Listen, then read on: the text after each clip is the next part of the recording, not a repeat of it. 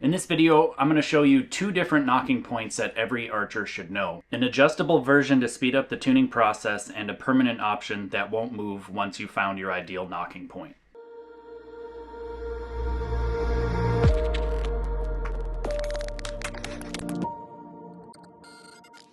I've already recorded a version of this video, but I was using black serving with black knock tying thread or black serving to tie the nocking points, and it was very difficult to actually see what I was doing. So I bought some fluorescent yellow 3D serving, which I'll talk to you about in a second as to why I'm choosing this, to tie nocking points on a black serving. That way you'll be able to clearly see the two different versions of these nocking points that I'm going to show you. I believe tying nocking points on are far superior than using the clamp-on brass ones for a couple of different reasons. The main reason is that the brass nocking points themselves will actually tear up your tab face much quicker than tied-on, served-on nocking points. Plus, the brass nocking points, when you add them in the center of the string, actually stiffens up the arrow a little bit, and so it changes your tune. I find that you get a little bit better performance when you're using a tied-on version of nocking points, especially on the high end. The brass nocking points are very convenient because you can move them and clamp them down, and it's, relatively easy to use, and a lot of shops actually talk about them and use them. However, tying on your own nocking points is really, really simple, and there's two different versions. Like I said, I'm going to show you how to tie on a movable version that you can actually tune up and down, so it can aid in the tuning process to speed it up and to make it less painful, because there's nothing worse than tying on a nocking point in the wrong place and then having to cut it off and retie it again. So having a movable version allows you to actually spin them up and down the serving as if it's a thread, like a nut on a thread. And so moving them up and down by spinning them on the actual center serving speeds up the process dramatically. And then once you find the ideal place to actually have the nocking points, then you cut one off at a time and tie on the permanent version that won't move no matter what. And so I'm going to show you both versions in this video. I'll start with the movable version. I will tie it on as if I am tying it on my actual string, and then I will cut them off one by one and tie on the permanent version so you can see exactly what I mean by that on keeping your nocking points exactly where they need to be after the tuning process is done. So first let me talk about the actual serving that I'm going to be using today and why I'm choosing this. What I'm using here is BCY 3D string material, and it comes in many, many different colors. I will have links down in the description below, and I'll put a card at the top up there too as well to a link for 3D serving material. I choose this for a few different reasons, even though BCY offers knock tying thread or knock tying serving. That stuff is made out of nylon, at least the version that I have in the cabinet behind me is made out of nylon, and when you go to actually burn the ends, it can melt the entire serving or the nocking point off, especially if you're not careful or not comfortable with using, a lighter to actually burn the ends of the serving. Between that and plus it's also very, very thick, meaning the knock tying thread is very, very thick, so it makes your nocking points really big and bulky. And that's the main reason as to why the brass ones are not ideal, is because they're so chunky that they tear up your tab face. So the same thing goes for tied-on versions. The thinner, the smaller, and the lower profile you can make them to almost blend in seamlessly with the string, that would be ideal, the better. So that's why I choose to use BCY 3D material, because it's very, very small and it's a little more malleable, where you can actually kind of flatten it a little bit and it doesn't stick up and doesn't bulk up a lot. And it gives you enough gripping power onto the string to where it's not going to slide up and down the string, but it has enough grip to where you can move it, especially if you're wanting to tie on the movable version. There's like a happy medium there, and I wouldn't recommend using the same material as your center serving personally. A lot of people, especially shooting fingers, not string walkers, but recurve shooters, will use halo center serving. It's very slick and very tough and durable. And they use it for a reason, because it cleans up the release even more because it's so slick. But if you tie that same material on top of it, in my opinion and in my experience, it can sometimes dramatically just slip without notice, or you have to tie it so tight that you actually start separating the center serving itself, which is a problem. However, if you're a string walker and you're shooting barebow, you can't use halo because it's too slick. At least if you're crawling down the string at all, in my opinion, I would never use halo on a barebow, because I've had my crawl slip too many times as I go to lift up the bow and draw it back. So I use something like a poly grip or somewhere in that neighborhood. Maybe a 62XS is another option from BCY. They offer a little bit more grip than the Halo, and so if you use the same center serving to tie on those knocking points on that more grippy material, it's not going to move at all, and so you have no option really for a movable version. If you tie them light enough and not tight enough, they will then slip up and down the string unexpectedly as well. So you kind of have to have a happy medium and a balance there, and that's why I recommend the BCY 3D material. One spool will last you forever, and it's very reasonable and affordable, and that link down in the description below is an affiliate link, helps support the channel, and allows me to produce these videos and keep them free for you to enjoy. So if you wouldn't mind, please click that link before you shop there. So what I'm going to do is I'm going to reposition the camera, my good main camera, so you can actually see what I'm talking about here, and then we'll start tying on the two different versions of knocking points. Some of the other materials that you'll need in today's video besides the serving is a bow square, your arrow with the knock on that you're actually going to be shooting, and some sort of a razor blade, a knife, or an Olfa knife, something like that, that you can use to cut off the serving. This isn't required. You can also use a lighter as well. That is something else that will be required to use. And if you want to make your permanent knocking points really, really permanent, I would also recommend either some vein glue or some super glue, and I'll show you how to use that at the end of the video. I am going to start with the actual serving itself, and I'm going to cut a chunk of the serving off. This is brand new, so I got to get the actual knot out of the way that they tie into this when they give you this to open up for the first time. When you pull off serving, you want a good amount. I would say a good 18 inches plus, maybe 45 centimeters or more. The more you got, the better in general, but a good length of it will really do you well, because once you start tying these things on, if you use too little material, you'll notice it's really difficult to actually tie the knots as you get towards the end of actually serving your string. So here is my center serving from here to here. I'm just going to tie on a knocking point, and we're going to start with the top knocking point. So on this side of the string over here, or this side of your screen, this is the top portion of my bow. This is my bottom portion of my bow. So we're going to pretend this is the top, this is the bottom. If I were to take my bow square and put it on the string to kind of simulate trying to tie on my knocking point for the first time, I'm going to tie the top knocking point at 0 just because I just want to start it there. So it doesn't really matter where it is in this video. I just want to show you how to use the bow square to tie your knocking point on, or at least how to reference it. So what I will do is I will start with the serving, and I start roughly in the middle point of that piece that we cut off, and come from the underside of the string like so, and I'm going to tie a single overhead knot. Before I do that, let me reposition the camera slightly. There. So I'm starting at 0. I'm going to do just a single overhand knot where I cross the ends and just tie a basic granny knot, essentially. And then as I'm pulling this tight, I'm locating this at the 0 mark. I'm hoping it's the same over here because I'm looking at the 0 mark on this side. And then I give it a relatively firm pull to actually cinch this knot down. Once I get to that point, I can remove the bow square and get it out of the way. And then from here, this is the bottom portion of the knock. Now everything I do from here forward, I will be tying upwards from there because this is the top knocking point. I want my ends to be away from the knock and not tied and singed at the actual knock location. So that's why I tie the first knot here, and plus that's where I wanted to start, was at 0. And so now what I'm going to do is I tied that knot on the top side up here. So now I'm going to tie the next knot down below. And this one is different. It's not a single overhead, it's a double overhand knot. So it's a double granny knot. So just do 2 loops like that. And then I go to pull it tight here, just above where that other one was, where the string was on the other side. Pull it tight.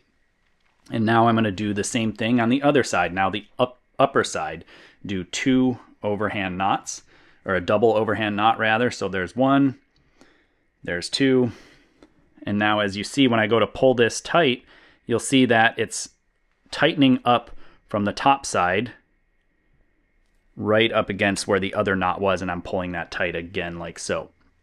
So all I do is I go back and forth, a double on top, a double on bottom, double on top, double on bottom, and I alternate, and I keep doing that all the way up until my knocking point is big enough.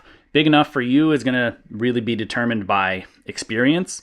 The tighter you tie these, the less length you want, because if you tie them really tight and really long, you're not going to be able to spin it up and down the actual serving. And I'll show you that here in a second. But you'll get the feel for it over time as you tie a bunch of knocking points, how tight to tie it and how many knots back and forth to do. I'm going to do 6 on each side just because that's easy, and I'll show you that here in a second. But first, let's talk about why I'm doing a double overhand on both sides. If we do another one, and I'm going to show you up close again here in a second. So I do a 1 and 2, tie it on this bottom side. You can see it's coming right up against the last knock, or the last knot rather. Do another double on the top. And so as I pull that tight, if you look very closely, you'll see that the knots are making a full, complete loop all the way around the actual serving itself, which supports the string, the center serving, all the way like 360 degrees around the actual serving itself. Roughly 2 double overhand knots, one on top, one on bottom, make a complete circle around the actual serving. If you just do a single on the top, a single on the bottom, it gives them too much option, that knot, to actually, if it's in a circle like this, it'll move from this position slightly this way or this way, right? And so those knots can actually kind of move, and then because of that, there's no stability in the actual system, and it's easy to move and fall completely apart.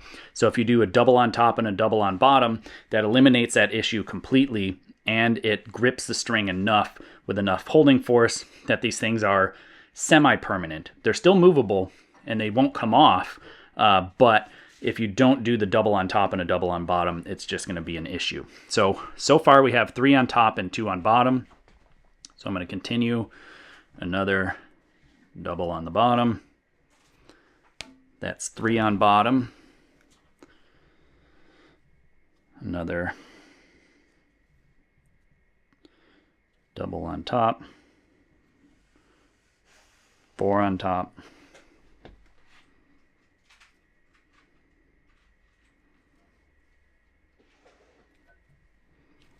4 on bottom,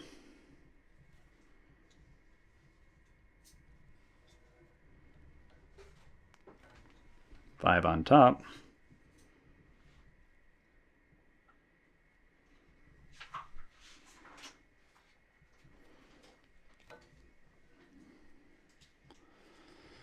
1, 2, 3, 4, 5, 6. I must have miscounted one there because I would say that I've got 6 on top, 6 on bottom.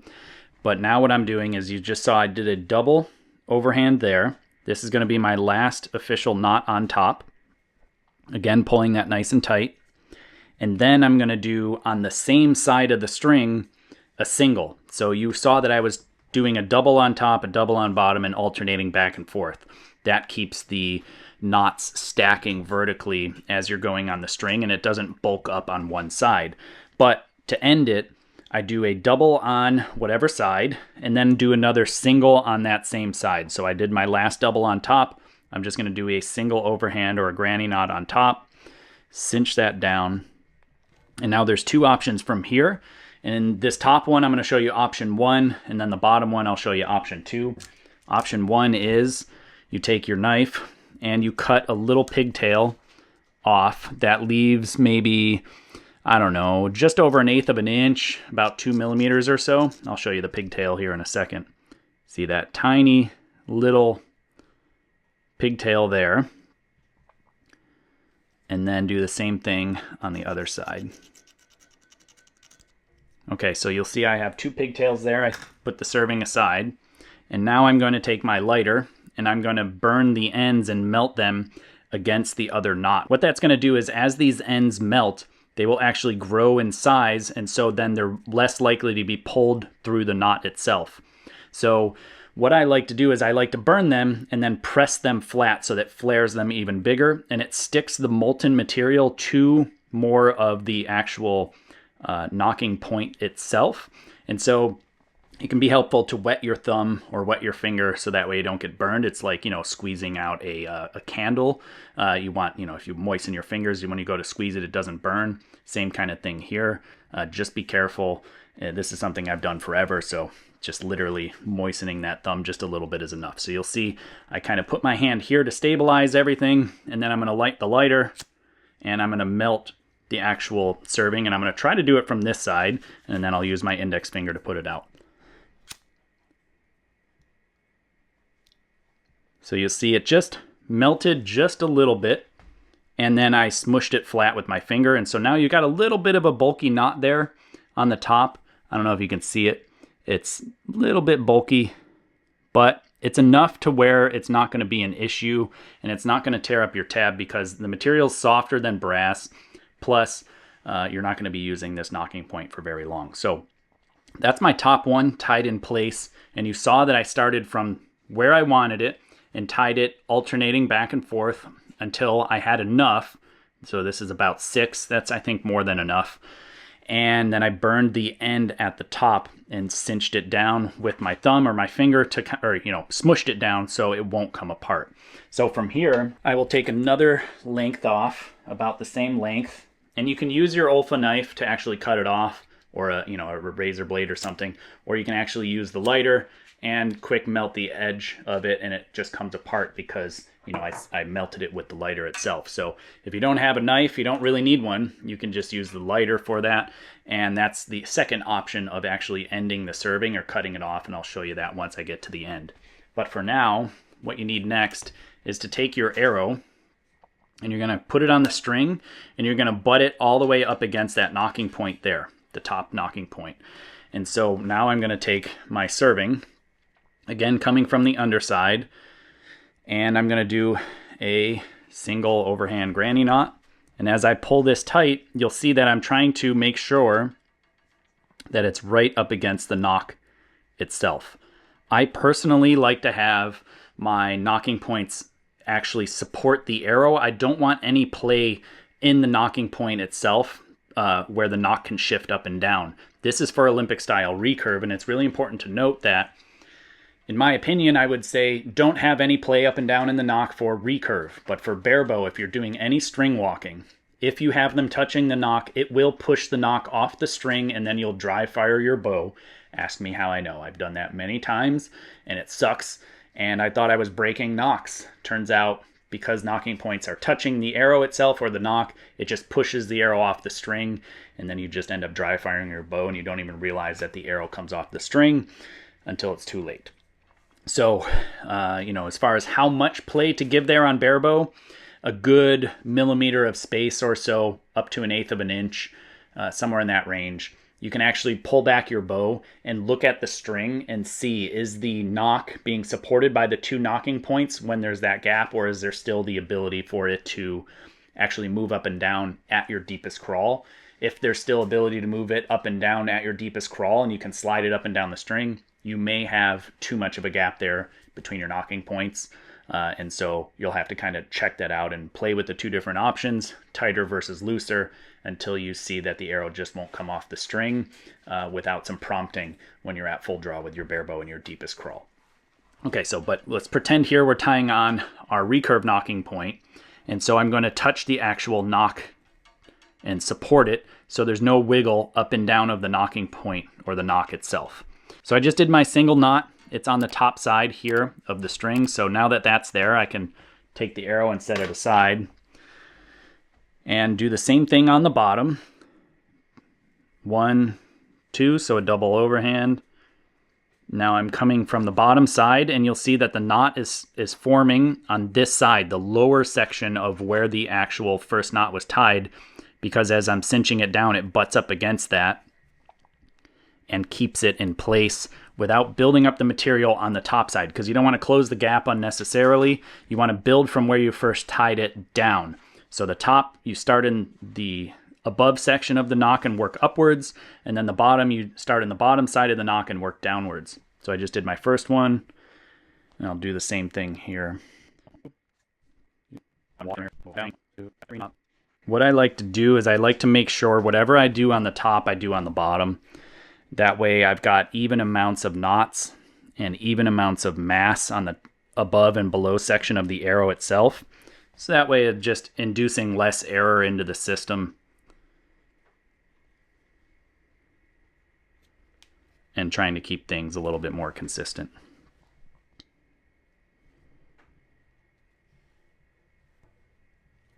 So I'm going to do one more on the bottom and then finish on the top again.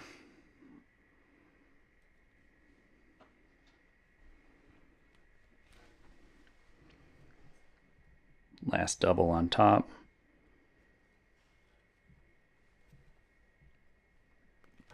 All right, so I did a double on top. Now I'm going to do that single on top as well. And now my preferred option of actually cutting off the serving is to just use a lighter. And you'll see that I will use my other hand and kind of pull some of the serving off just one side at a time and try to burn it roughly at the same distance that I cut this side off at. I like to do this personally because I don't know if you noticed, but I did, as I was sawing through the serving itself, because that alpha knife's a little dull, it was starting to untie that last knot. And you don't want that. The tighter it can be, that last bit, the less that looseness is going to translate throughout the entire knot bundle. And so your knocking point will last much longer. So if I just pull a little section off here and quick melt it off, get that out of the way, do the same here. You'll see that there's still a tail and it's still ready to be burnished and burned all the way, but it started to actually ball up already and it didn't have that knot starting to come undone. So I'm going to try to do it from this side because maybe you'll get a better vantage point compared to the other version. And same thing, I'm going to melt it and then smush it flat. Bring these together. And then just like that, now you'll see this one's a little bit flatter, but maybe a little bit bigger compared to that one. It's not sticking out as far. It's not, you know, such a high profile, but the actual diameter is bigger around. So now it's all one complete piece and it's not going to shift or move and it is not going to come undone, because that's really the biggest problem with these movable knocking points is it's just a simple series of knots and that can cause them to come undone and move. But now as I take my arrow, put it back on the string, there's no play up and down at all, but you can still rotate the string here because I have proper knock fitment. If you're interested in learning how to make sure you have proper knock fitment, I will have links down in the description below and a card at the top, so you can check that video out in case you haven't seen it yet. But this is ideal. Doesn't move up and down, but I can rotate the string and the arrow has some movement and some flexibility, but only in the ways that I want it to. Now, let's pretend I need to move my knocking point after I shot a few arrows and saw my bear shaft was hitting. Let's pretend my bear shaft hit too low. So I need to move my knocking points down to move my bear shafts up. And so what I will do, we'll pretend there's no arrow in there, and I know I need to move my knocking point down, but I'm not sure how much to move it down. So what I will do is I'll use this top knocking point and start to move it down and use the gap here in between the knocking points as my reference to see how much I'm moving it down. Basically, what I'm going to do is I'm going to spin this knocking point up or down, you know, either this direction or this direction, and it will walk up and down on its own because this serving is put on in a cylindrical rotational fashion and stacks them up and up. And because it does that, it acts like a thread. So as I spin the knocking point, it's going to actually grab onto the center serving and walk its way up or down depending on the direction I turn it. That's why I start with 1 and I pay attention to it, and I'm going to try spinning it down by rotating it towards me. And I'm going to pay attention to this gap and see if this gap shrinks or grows bigger, and then we'll see if I'm actually spinning it the correct direction. The first time you go to move it, sometimes they might stick on, and I had to use my right hand, my dominant hand, to actually break them free. But now that it's broke free, as I spin this knocking point this direction, you'll see this gap is shrinking. As that gap is shrinking, you notice now my knocking point is moving down. So I just moved it down a good amount. Like that was a huge movement, but now I don't have enough space for my arrow, and I will take the other one, the bottom one, and spin it the same direction, and you'll see that my gap is growing back again. And let's say, okay, I moved it way too much.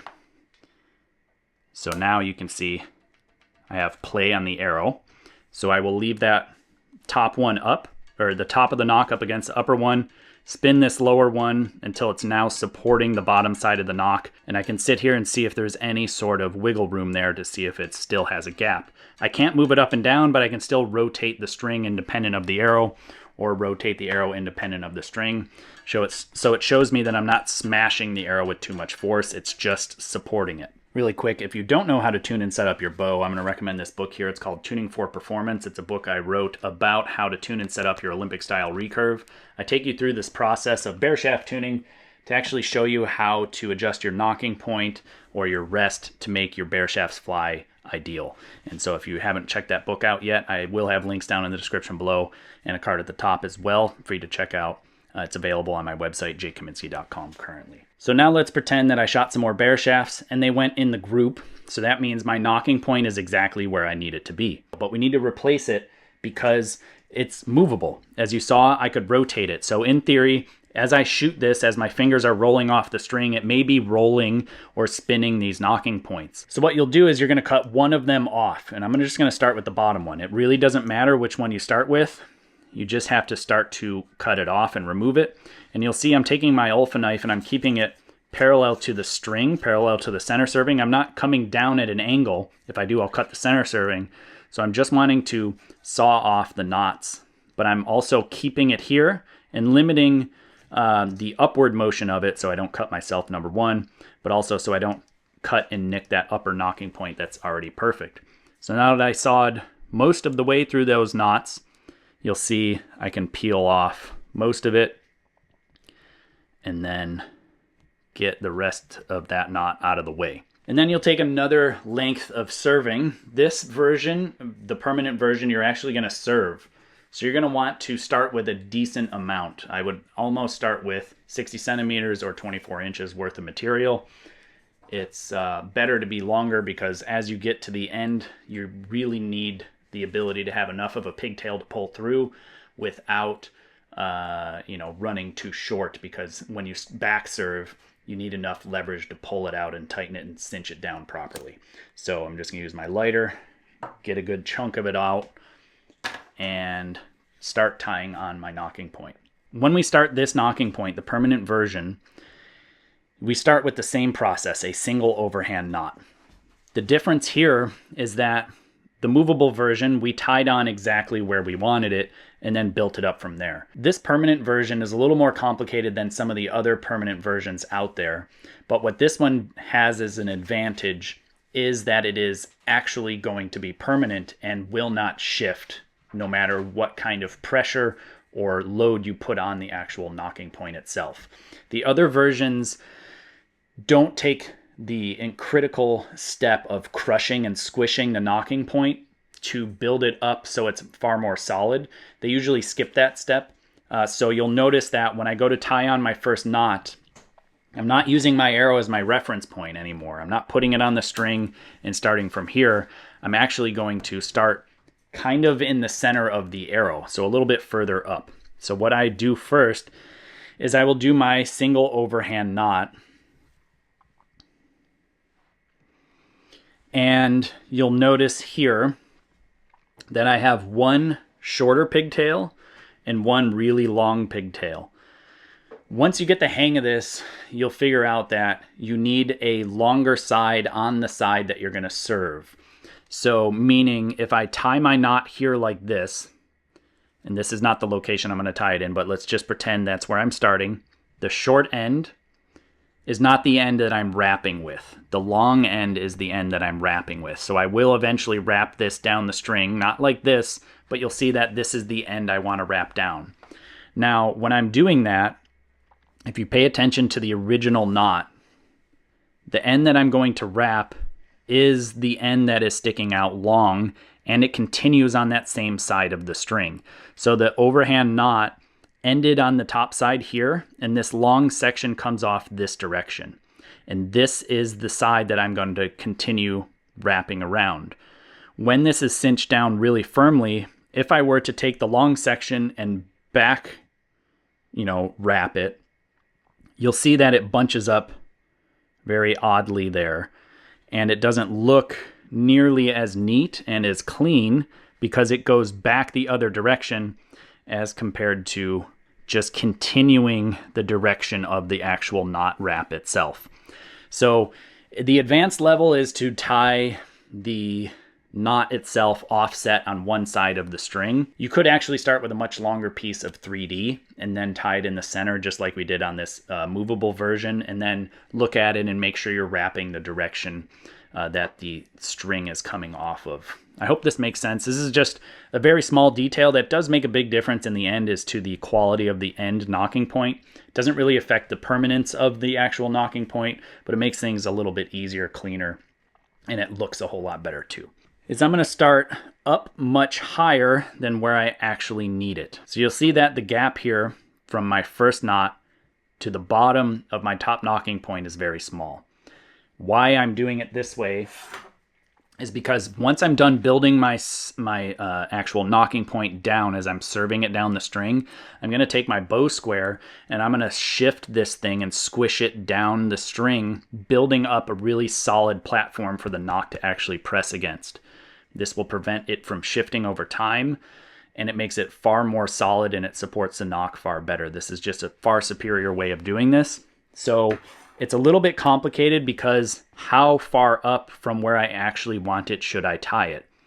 That varies a lot depending on the firmness of the cinching, the tightness of you wrapping the actual serving, the thickness of the serving that you're using to tie the nocking points, your underlying serving itself, and a lot of other factors too. So it's really hard for me to make a recommendation. You'll get the feel of it over time. You just got to kind of go through it and learn the feel of it and how tight you're tying things, how many knots you're making, and so on. And all of those factors affect how much it'll squish down. And so it takes a little trial and error to figure that out. You'll get the hang of it over time. So I did a single knot on top. I'm also going to do a single knot on bottom. Very different compared to the other one, as you can tell. Pulling that tight. And then now my long section is on this side and my short section is on this side. Doesn't really matter. All that you want to see is that as I tied this tight, you'll see that the serving comes off of the string in a natural direction. Basically, I want to just make sure that I'm serving in the direction that the string is naturally heading. So the long tail here is coming off of this side, so I'm going to naturally wrap it this way, which keeps that nice and tidy here. The short leg, we need to now put down and actually tuck it along the string itself like this, and then take the long end, or whatever end you're going to choose to use to naturally wrap around, and just start to wrap on top of this other piece. And so what I'm going to do is I'm holding the string here so it stays straight down. And I've got one loop, two loops, and you'll see that I'm kind of going back and forth to keep tension here. If you let this go, all of the tension that you've built up into the system there as you're wrapping around will go away, things will shift, and it'll be a big headache. But you'll see that as I'm keeping the tension, my knots on top are not spinning, unraveling the actual looping automatically. That's because I cinched my knots down tight enough to keep them at least gripped enough so they don't wrap around automatically. Keeping this tail down, I'm now going to wrap again. This is my fourth wrap, fifth, sixth, seventh, eighth. Doesn't matter how many you do. I like to do 8. Get this out of the way. Then I'm going to serve 4 more and back serve for 5. It's just what I always have done. I do the same on the bottom and the top, so that way my center or my nocking points are the same length. So I just did 8. I got that short pigtail out of the way. 1, 2, 3, 4. So I did 4 more wraps past where I took this little pigtail out. Now this is the complicated part. This is the back serving part, and that's why you need a longer pigtail. So if I keep tension here on this, and then I use 3 fingers or so to kind of pinch and hold it together, and then I'm going to continue wrapping the string the same direction. So I've been coming around the bottom and over the top away from me, around the bottom towards me, over the top away from me. That's the direction I've been spinning this as I'm serving it. And so I'm going to continue the same thing, holding tension here, continue under the bottom, over the top, But what's different is I'm not going to wrap down anymore. I'm going to wrap inside of this loop we've created. So when I go over the top like this, I'm going to hold an anchor with my index finger and then wrap more on the inside with my thumb. So I've got 1, 2, 3, 4, 5. Okay, so I've got 5 wraps, still keeping tension here. And I'm going to transfer over to my other hand and take this loop that is on the inside and put it towards the top.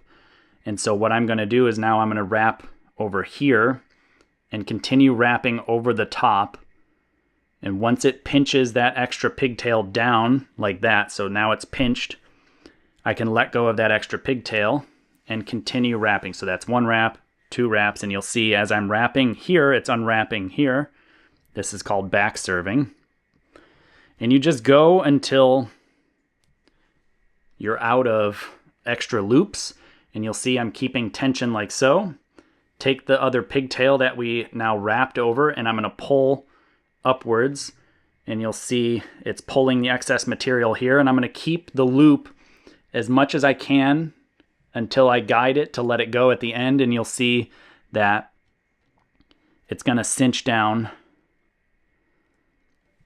on the underside of all those loops. And then I wrap this down like that, and I pull that direction upwards, and you'll pay attention here.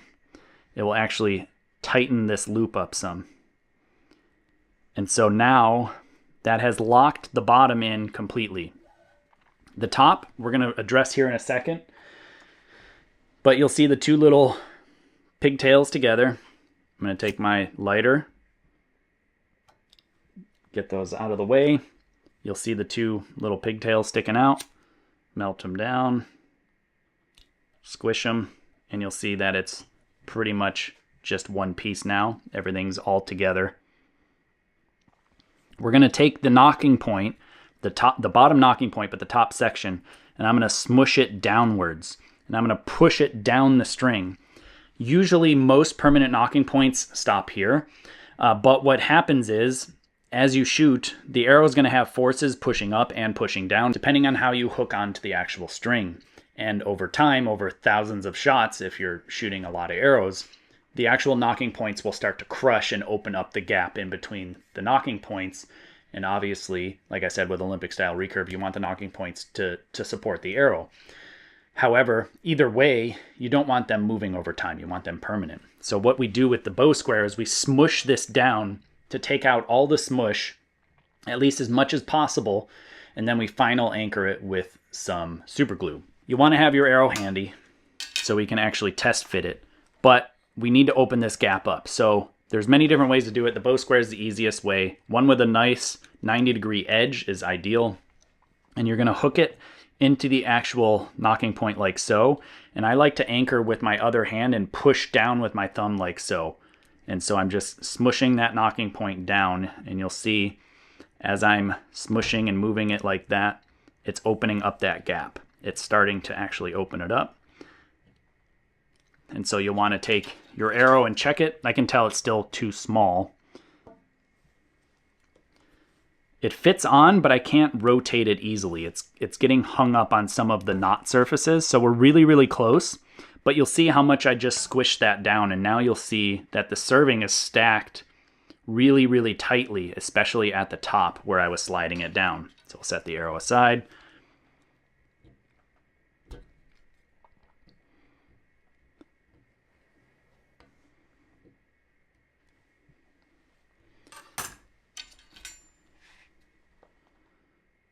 Now you'll see it goes on. There's no play up and down, and it's easy to rotate the string. So it's exactly like it was when we were in the movable version. But now this bottom one's not going to move. If you look very, very closely at how this is tied on, it actually has a larger diameter where it supports the nock, and it tapers down and it's smoother and flatter towards this end. That is because when we squished it down, it's kind of opening everything up, but not loosening anything because we wrap nice and tight.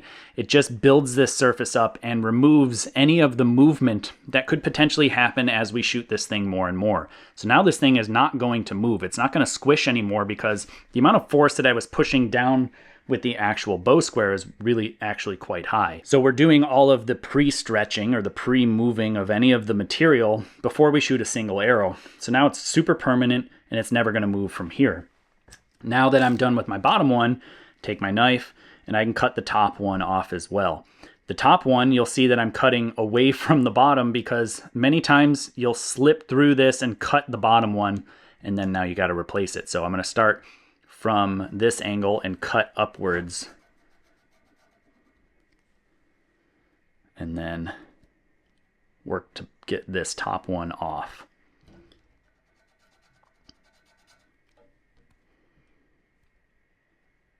These movable ones are much harder to take off because of the amount of knots that we tied on. So they kind of cinch themselves down and don't allow themselves to be cut off. Whereas these ones, if I nicked it and cut one strand, it would unravel. That's why we super glue them at the end to make them a little bit more permanent so they don't just come completely undone. And then we're going to do the same thing, a short end and a long end. If I'm right-handed, so I tie right-hand knots using the right side of my body, the right side of the serving, and that's the long side for me usually, is when I have the extra pigtail, one long, one short. The right one is the one that I start with the long version, or the long end. And then I cinch it down. Again, a much smaller gap than I need. Again, over time, you'll find out how much gap you need, how much squish you're going to get depending on how tight you pull this and how tightly you actually serve it. So I did one on top, I'm doing one on the bottom again, and I only do one because I want the ability to smush it down and I want it to be very low profile, but I want it to be anchored enough to where I can start the serving process. So nice and tight, pull the short pigtail down, and then I'm going to continue wrapping this top one because that's how I have it tied, that it wants to continue wrapping naturally.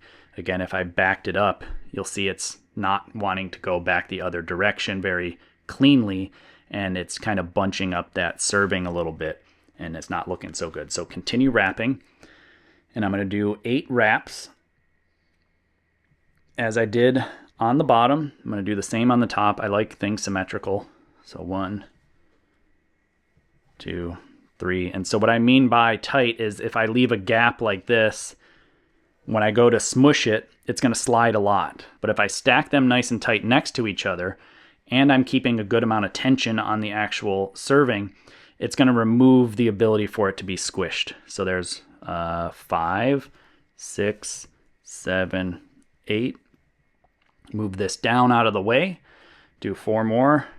1, and you'll see that I made sure that I didn't leave any gap there. 1, 2, 3, 4. Now back serve, holding the tension here, looping again over the top. 1, 2, 3,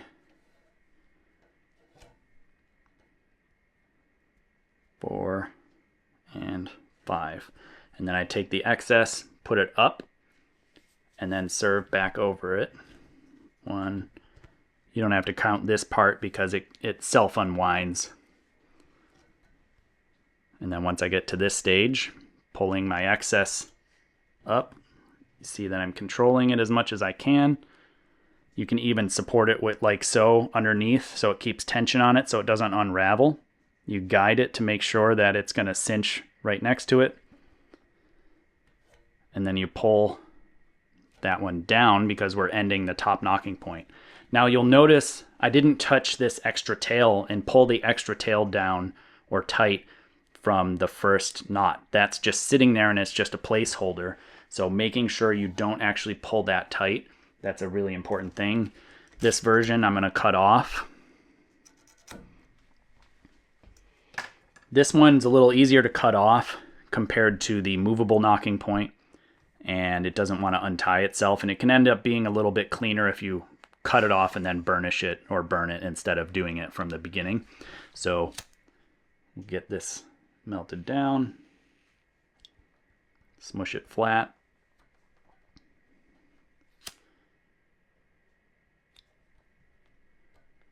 Nice and flat. And then I'm going to smush the top one up, trying to get that same gap back to where it was. So you'll see I'm anchoring and holding onto the string as I'm pushing this up.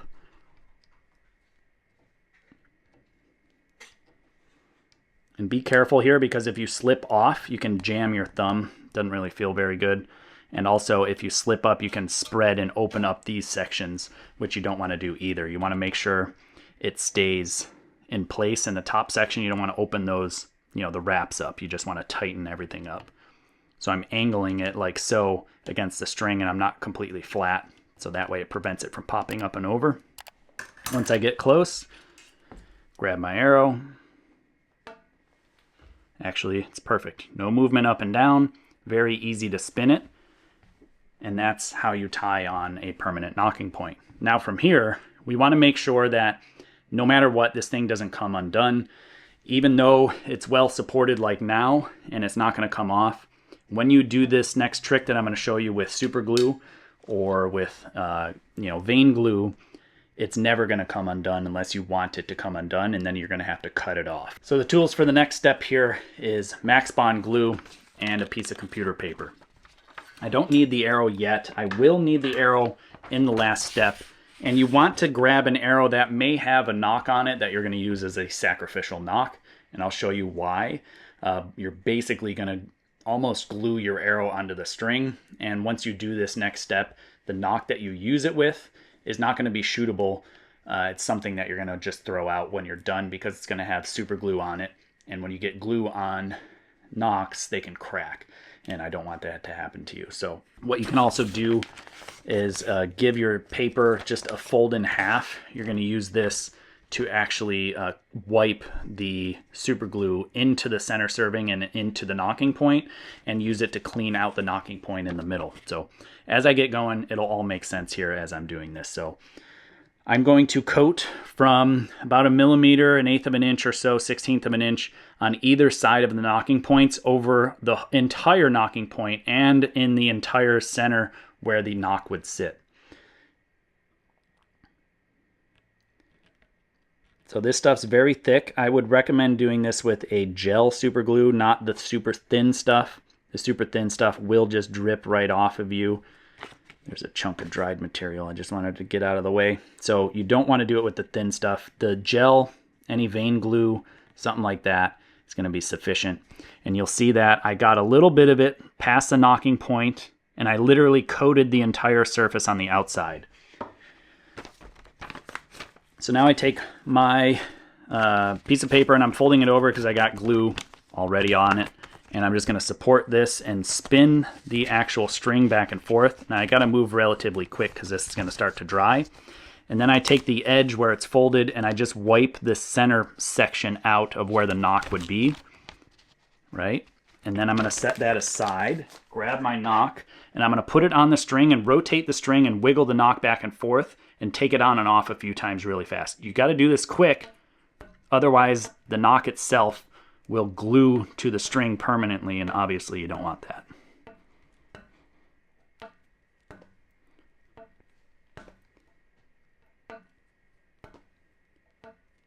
All right, so that is enough. And then from here, I'll set that arrow aside, and you'll see there's a little bit of excess glue on either end. So if you take your paper and you just kind of target that area and clean it up a little bit better. And now from here, you just let it sit, and it will be permanently dry in about 5 to 10 minutes or so. You could use CA Accelerator to speed things up. I'm just going to let it sit like this, but that is a permanent nocking point, and that is exactly what you want it to look like. You'll see that it is very smooth in the center serving. There's almost perfectly flat surfaces on either side of where the arrow would be, from the nocking points to sit and exactly support the arrow perfectly. And what that does is it gives a really, really solid platform for the arrow to be in the exact same place every single time on the string. And so that way you're really, really accurate with where the arrow is being put on the string, and it's going to then be delivered by the bow. The arrow will be delivered by the bow consistently, exactly the same every single time.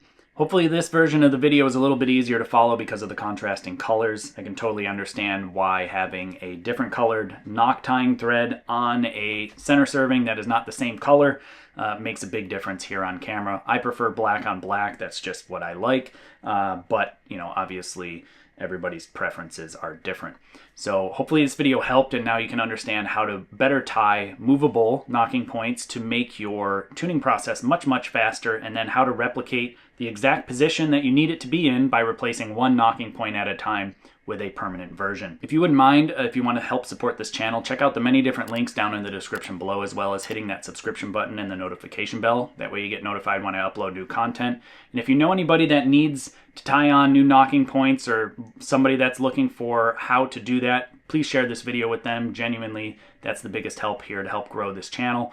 And a quick reminder, we are currently in the middle of a $4,000 WeaWiz giveaway package, including this Meta LX riser, as well as a set of limbs in your choice of length and weight, a case, and a whole bunch of other stuff, including a stabilizer system. Full details down in the description below, or you can head to my website, jkaminski.com. That is running through the end of November, so you got to get in soon. There is a free option as well, no purchase necessary. Again, full details at the link in the description below or at my website, jkaminski.com. I hope this video was helpful, and I hope it speeds up your tuning process.